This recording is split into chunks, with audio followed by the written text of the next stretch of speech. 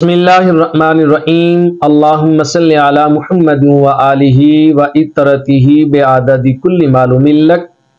सामीन हाज़रीन, माह रमज़ानुल मुबारक में वो इंसान खुशकिस्मत है, फ़िरोज़ बख्त है और खुशबख्त है जिसे अल्लाह तबारक व तआला ने इस माह मुक़द्दस के रोज़े रखने और निभाने की तौफ़ीक और ताकत नसीब फरमाई हो।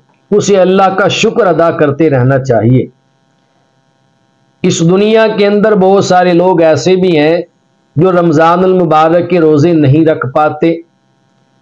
कई लोग ऐसे भी हैं कि जिनको शरीयत मुतहरा ने रमज़ानुल मुबारक के रोज़े छोड़ने की इजाज़त दे रखी है। वो कौन से लोग हैं जिन्हें शरीयत ने रोज़े छोड़ने की इजाज़त दे रखी है, इसके बारे में हमने एक अलग से वीडियो बनाकर अपलोड की है। आप हमारी उस वीडियो को सुने ताकि आपको मालूम हो जाए कि किन किन लोगों को रमज़ान के रोज़े छोड़ने की इजाज़त है।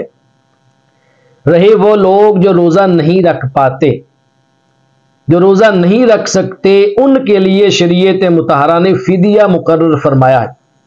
आज हमारे मुआशरे में बहुत सारे लोग ऐसे हैं जो रोज़ा रखने की ताकत रखते हैं, तंदुरुस्त हैं, सही हैं, सलामत हैं, उन्हें कोई किसी किस्म का मसला नहीं है। उसके बावजूद भी वो सवाल पूछते हैं, मसाइल पूछते हैं कि हमारा रोज़ों का फिदिया कितना बनेगा। अपने लिए उन्होंने रोज़े रखना बहुत ही मुश्किल से मुश्किल तरीन बना दिया। पहले ये बात समझ लें कि शरीयत मुतहरा ने फिदिया किस पर लाज़िम किया है। शेख फ़ानी कहते हैं उस बूढ़े बंदे को या उस बूढ़ी औरत को जो बुढ़ापे की वजह से इंतहाई कमज़ोर हो चुका हो या किसी ऐसी बीमारी के अंदर मुब्तला हो जो लाइलाज बीमारी हो और दिन ब दिन उस बीमारी की वजह से कमज़ोरी और नकाहत आ रही हो और तकलीफ इतनी हो कि बंदा रोज़ा ना निभा पाए। वो बंदा यह बहुत ज़्यादा ज़ईफ़, कमज़ोर और बूढ़ा बंदा है जो रोज़ा रखने की ताकत और सकत नहीं रखता। इनको शरीयत मुतहरा ने इजाज़त दी है कि ये रोज़ा ना रखें, क्योंकि इनमें रोज़ा रखने की ताकत ही नहीं है। जब ताकत ही नहीं तो कैसे रखेंगे। इन्हें इजाज़त है रोज़ा ना रखें, लेकिन ना रखने पर जो नुकसान हो रहा है उस नुकसान को पूरा करें। वो नुकसान कैसे पूरा किया जाएगा? वो नुकसान फिदिया अदा करके पूरा किया जाएगा। फिदिया कैसे अदा करें? जैसे सदका फितर को अदा किया जाता है। जो रोज़ों का सदका फितर होता है वही एक रोज़े का फिदिया बनता है, या किसी मिस्कीन को एक रोज़े एक टाइम खाना खिला दे, ये भी फिदिया बन जाएगा। जैसे सदका फितर कई चीज़ों से दिया जा सकता है, मसलन गंदुम है, गंदुम का आटा है, जऊ है, सत्तू है उसका आटा है, खजूर है, किशमिश है, मुनक्का है, इन चीज़ों से सदका फितर अदा किया जा सकता है। अब इन चीज़ों के ज़रिए फिदिया भी अदा किया जा सकता है। हर बंदे को फिदिया, जो बीमार और कमज़ोर है, बुढ़ापे में है, शेख फ़ानी है, मर्द है या औरत है, रोज़ा रखने की ताकत नहीं रखते, निभाने की ताकत नहीं है, अगर वो मालदार हैं तो अपनी हैसियत के मुताबिक वो अपने रोज़ों का फिदिया अदा करें, किशमिश के ज़रिए, मुनक्का के ज़रिए, जऊ के ज़रिए। अगर मिडिल क्लास से हैं, कमज़ोर लोग हैं, तो वो गंदुम या गंदुम के आटे से भी सदका है, गंदुम या गंदुम के आटे से भी अपने 30 रोज़ों का फिदिया निकाल सकते हैं।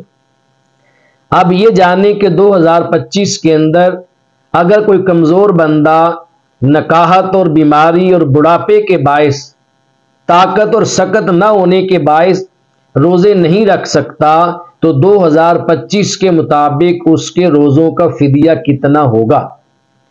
अगर गंदुम या उसके आटे के हिसाब से 30 रोज़ों का फिदिया निकालना हो तो पाकिस्तान में आटे की भी दो किस्में हैं।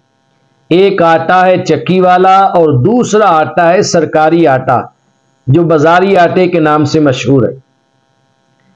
अगर चक्की वाला आटा आप इस्तेमाल करते हैं तो उसके हिसाब से एक बंदे के 30 रोज़ों का जो फिदिया बनता है वो बनता है 6,600 रुपये।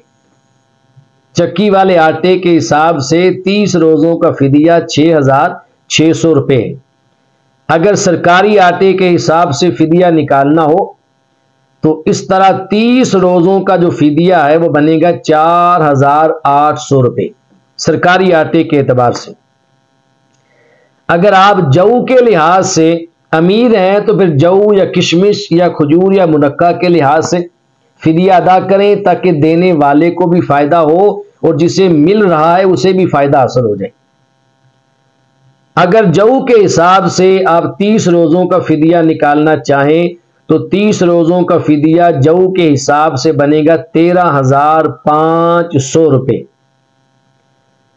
अगर खजूर के हिसाब से 30 रोज़ों का फिदिया निकालें तो खजूर के हिसाब से 2025 में 30 रोज़ों का फिदिया बनेगा 49,500 रुपये।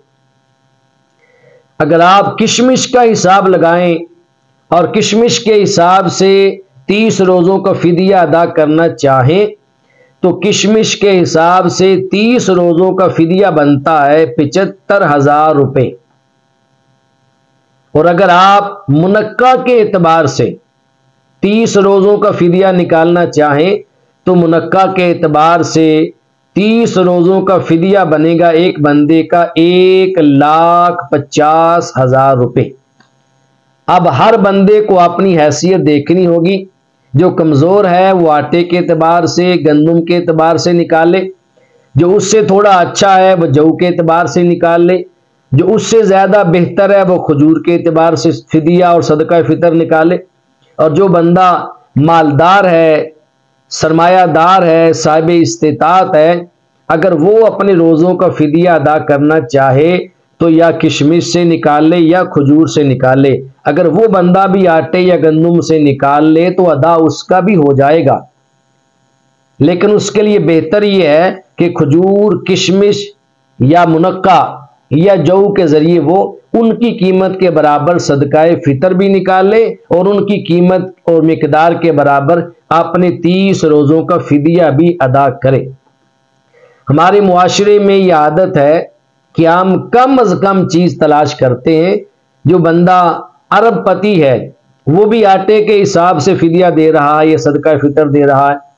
जो बंदा करोड़पति है वो भी आटे के हिसाब से निकाल रहा है, और जिसकी माना सैलरी हज़ारों में है, 15, 20 या 30 हज़ार है, वो भी आटे के हिसाब से ही निकाल रहा है। इनमें फ़र्क नहीं होता। अमीर को चाहिए कि अपनी हैसियत के मुताबिक सदका फितर भी निकाल ले और अपने रोज़ों का अगर फिदिया देना चाहे तो फिदिया भी उस एतबार से ही निकाल ले। अल्लाह तबारक व तआला हमें सही मानों में मसाइल की आगाही नसीब फरमाए और गरीबों के हुकूक अदा करने की तौफीक नसीब फरमाए। सदका फितर और फिदिया और ज़कात के ज़रिए गरीबों के हक उन तक सही मानों में पहुँचाने की अल्लाह तौफीक और सादत नसीब फरमाए। वमा अलैया इल्लल बलाग।